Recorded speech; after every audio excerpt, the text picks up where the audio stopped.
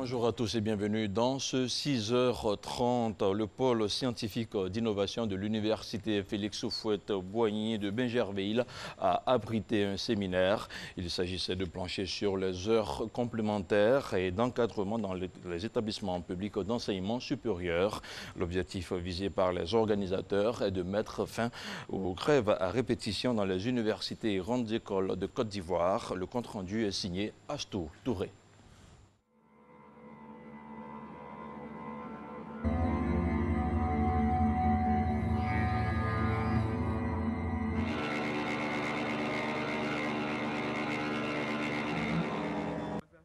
Pour trouver une solution définitive à la question récurrente des heures supplémentaires et d'encadrement dans les universités, les acteurs se réunissent pour réfléchir.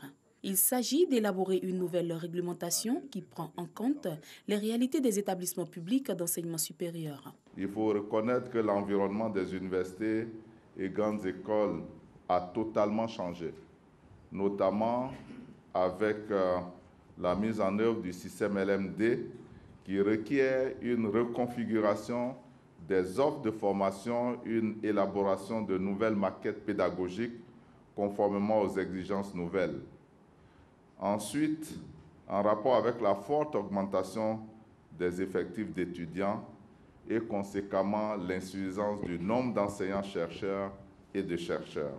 Une centaine de représentants de différentes couches de la société, repartis en commission, pencheront sur 3 points, à savoir la fixation des taux horaires, des heures complémentaires, la détermination des indemnités d'encadrement et faire des propositions sur les taux de décharge horaires liés aux responsabilités.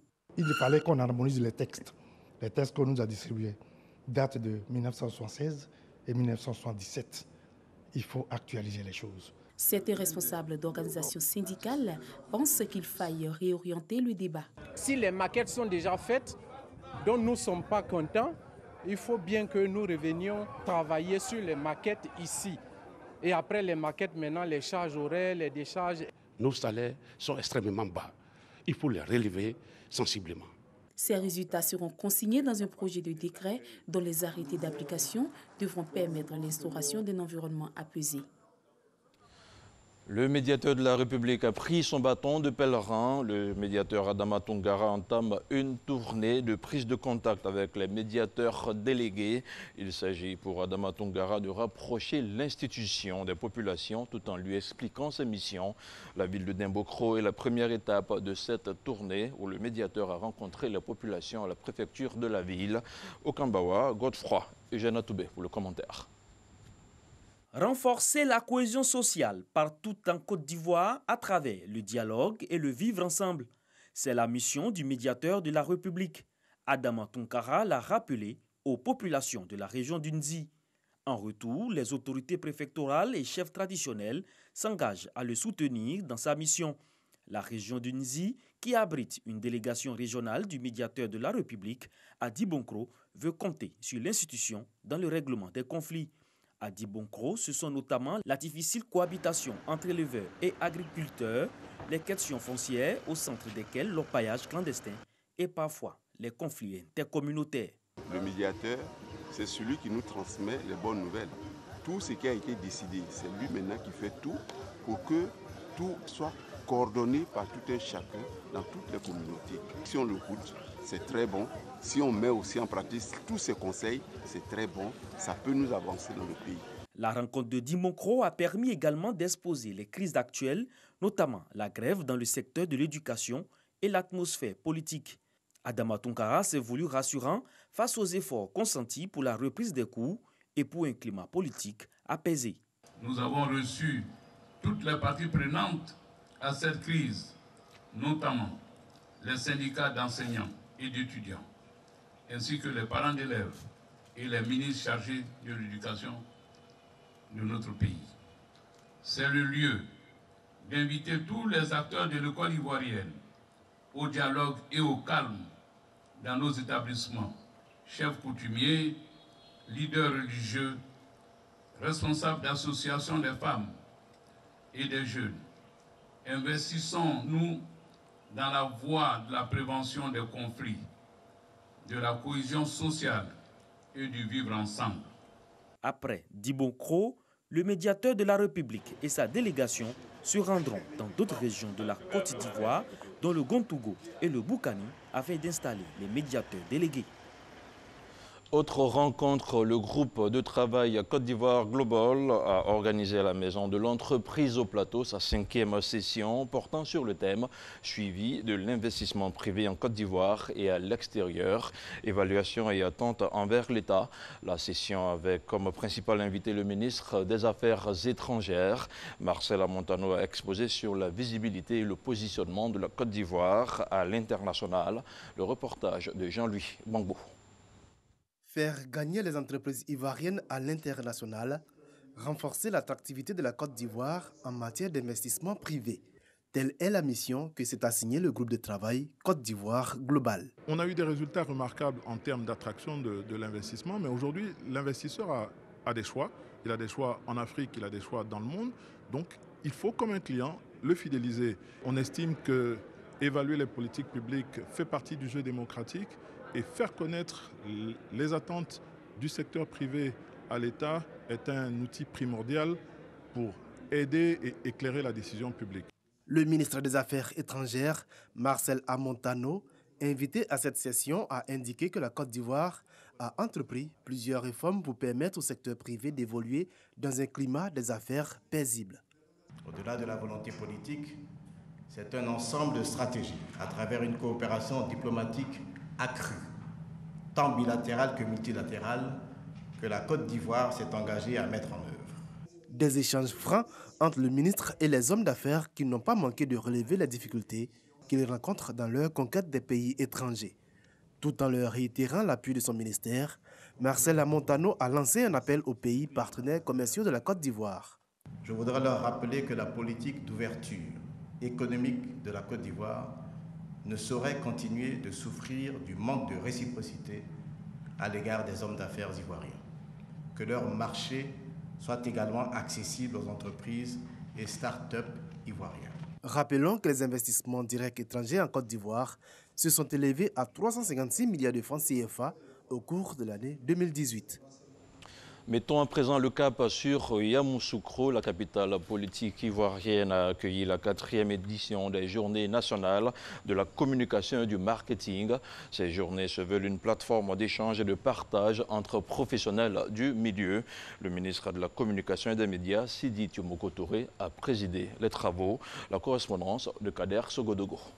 C'est parti pour la 4e édition des Journées nationales de la communication et du marketing.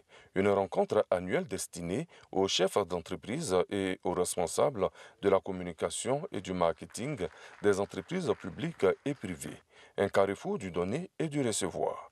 C'est une belle opportunité pour tous les professionnels de la communication et du marketing se retrouver et partager leur expérience, apporter un plus à ce qu'il a l'habitude de faire avec l'expérience qu'il a pu apprendre des autres. Développement de la stratégie de communication digitale des organisations. Un thème bien d'actualité retenu pour la conférence inaugurale. C'est surtout un cours sur l'évolution de cette technologie, par le passage du web 1.0 au web 4.0.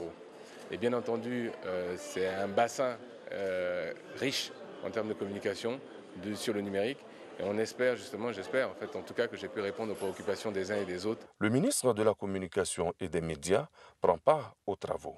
Sidi Tiomoko Touré réitère la volonté du gouvernement de soutenir la digitalisation.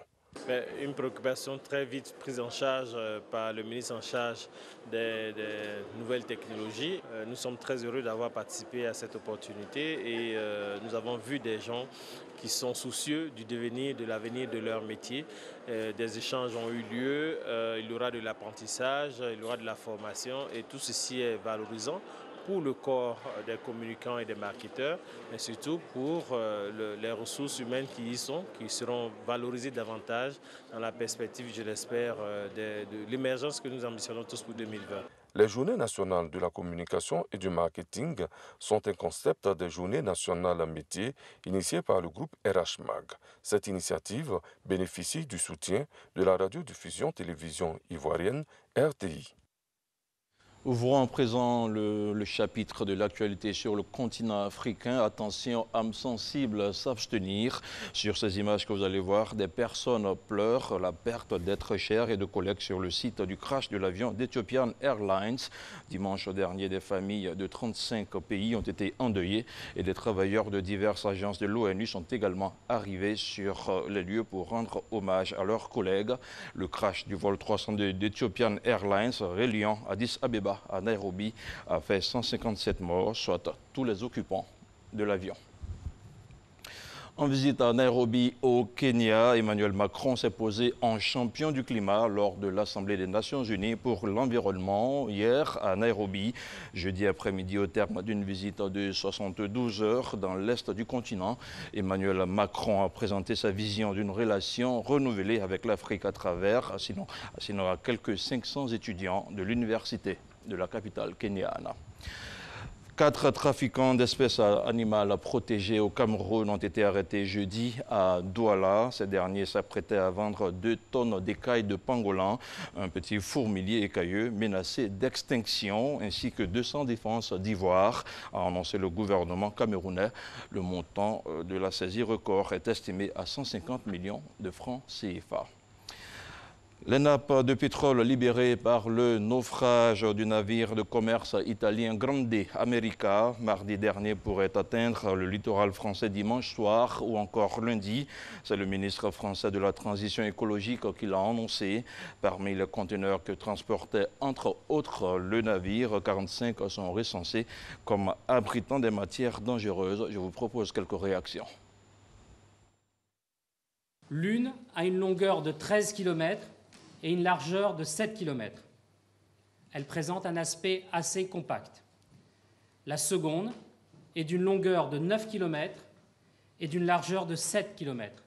Elle a un aspect un peu plus morcelé. Nous ne sommes pas du tout dans la situation de l'Erika où c'était un pétrolier qui s'était cassé en deux à proximité des côtes et qui donc avait déversé toute sa cargaison de fioul vers les côtes. Nous avons un volume qui est plus petit, c'est du fioul de propulsion, mais le risque existe bien sûr que des résidus que nous n'arriverons pas forcément à pomper intégralement arrivent sur les côtes. Nous restons toujours en France et c'est une pétition baptisée l'affaire du siècle. Des ONG ont déposé 4 recours contre l'État français pour manquement à son obligation d'action contre le dérèglement climatique en l'absence de réponse satisfaisante du gouvernement mi-février.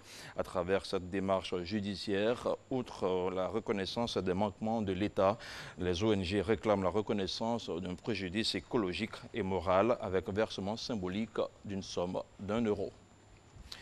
L'ancien directeur de campagne de Donald Trump a été condamné à 7 ans et demi de prison. Paul Manafort, notamment accusé d'avoir dissimulé ses activités de conseil auprès d'Ukrainiens pro-russes de 2004 à 2014 et pour avoir tenté de corrompre des témoins. L'ancien lobbyiste et homme d'affaires de 69 ans est de nouveau accusé dans le dossier new-yorkais d'avoir obtenu frauduleusement plusieurs millions de dollars de prêts selon l'acte d'accusation. Et c'est la nouvelle sensation du Parti démocrate aux États-Unis. Beto O'Rourke se porte au candidat pour la présidentielle américaine de 2020. L'ancienne rockstar s'était fait remarquer lors de sa campagne pour l'élection sénatoriale au Texas fin 2018 qu'il avait perdu face à Ted Cruz. Avant lui, 14 candidats se sont déjà lancés dans la primaire démocrate pour tenter de battre Donald Trump en 2020.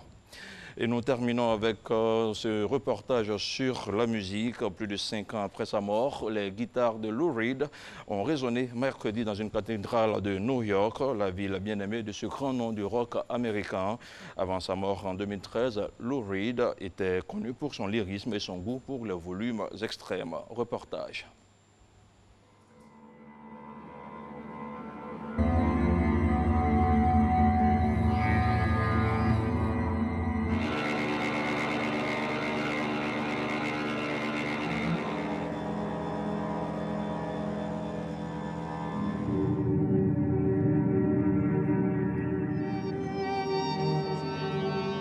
A nice thing to celebrate. I like birthday parties, so that's what this is, 77th birthday party.